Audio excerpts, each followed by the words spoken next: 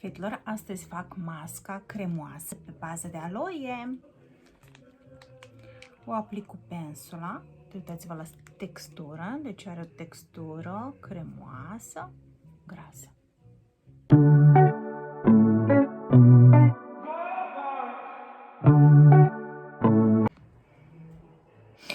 Fetelor, prima dată fac această mască, sunt încântată de efectul de prospețime și efectul de răcoare, care, apropo, acum, perioada de vară, este mega necesar. Dacă observați, am pus și porțiunea gâtului, revin cu efectul.